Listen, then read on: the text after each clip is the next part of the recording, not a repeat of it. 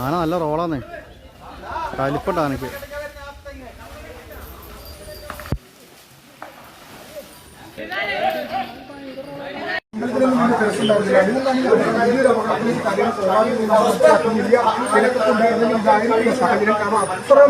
മാത്രം വയലന്റ് ആണ് ഈ ആന. സമീപ പ്രദേശത്തുള്ള ഈ പന്തല്, അതോടൊപ്പം തന്നെ വാഹനങ്ങൾ, ആളുകൾക്ക് നേരെ, അതോടൊപ്പം മരങ്ങൾ, ഇതൊക്കെ ആക്രമിക്കാനുള്ള ഒരു കാര്യമാണ് ഇപ്പോൾ പാർത്ഥസാരഥി ഉള്ളത്. അതിനെ വളർത്തുക എത്രത്തോളം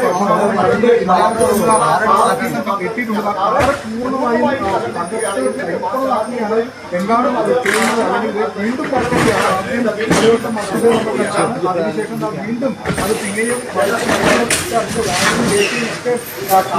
അത് സാഹചര്യത്തിലേക്ക് കാര്യങ്ങൾ ചെയ്യുകയാണ്. ഒരു തരത്തിലും ആനയെ തടയ്ക്കാനാകുന്നില്ല എന്നാണ് മനസ്സിലാക്കുന്നത്.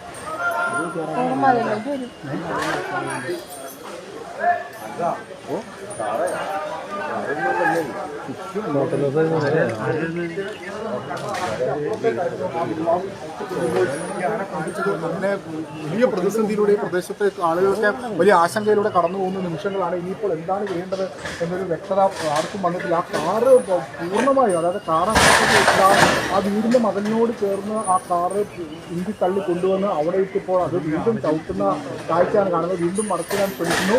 അങ്ങനെ ಈ ಪಾಪನ್ಮಾರು ಅದೊಂದು ಟಾಸ್ಕ್ ಫೋರ್ಸ್ ಆಳುಗಳು ಅಲ್ಲದೆ ಮತ್ತೆ ಆರ್ಕು ಅನ್ನೋದು ಕಾರ್ಯಕ್ರಮ ಅವರೇ ಕೂಡ ಮಧ್ಯದಲ್ಲಿರುವ ಆನೆಯನ್ನ ಹೇಗ್ ಬೇಕು ಹಾಗೆ ಬಳಸ್ಕೊಂಡ್ರೆ ಇದೇ ಗತಿ ನೋಡಿ ಆಗೋದು. ಕೇರಳದ ಕೊಲ್ಲಂನ ಪಾರ್ಥಸಾರಥಿ ಎಂಬ ಈ ಆನೆ ಹತ್ತಿರದಲ್ಲೇ ಇದ್ದ ವಿಷ್ಣು ದೇವಸ್ಥಾನಕ್ಕೆ ಉತ್ಸವಕ್ಕೆ ಅಂತ ಹೋಗಿರುತ್ತೆ.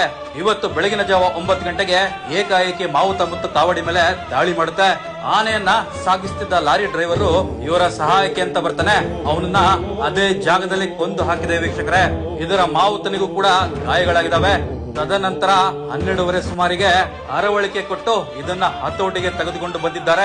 ಆದರೆ 40 ವರ್ಷದ ಯುವಕ ವಿಷ್ಣು ಎಂಬುವನ ಜೀವ ಅಲ್ಲೇ ಹೋಗಿದೆ. ಮೊದಲೇ ಬಿಸಿಲ ಬೇಗೆ ಬೆಳಗ್ಗೆಯಿಂದ ಸಾಯಂಕಾಲ ತನಕ ಆನೆ ನಿಂತ್ಕೊಂಡೇ ಉತ್ಸವದಲ್ಲಿ ಪಾಲ್ಗೊಳ್ತವೆ. ಇದರಿಂದ ಆನೆಗೆ ವಿಪರೀತವಾಗಿ ಫ್ರಸ್ಟ್ರೇಷನ್ ಆಗುತ್ತೆ. ಒತ್ತಡದಲ್ಲಿ ಕೆಲಸ ಮಾಡೋ ಆನೆಗಳು ದಾಳಿ ಮಾಡದೆ ಇನ್ನು ಯಾವುದೇ ಬೇರೆ ದಾರಿ ಇರಲ್ಲ ಅವಕ್ಕೆ. ಇನ್ನಾದರೂ ಈ ಘಟನೆಗಳಿಂದ ಎಚ್ಚೆತ್ತುಕೊಳ್ಳಿ ಅನ್ನೋದೇ ನಮ್ಮ ಉದ್ದೇಶ. ನಿಮ್ಮ ಅಭಿಪ್ರಾಯಗಳನ್ನ ಕಾಮೆಂಟ್ ನಲ್ಲಿ ತಿಳಿಸಿ.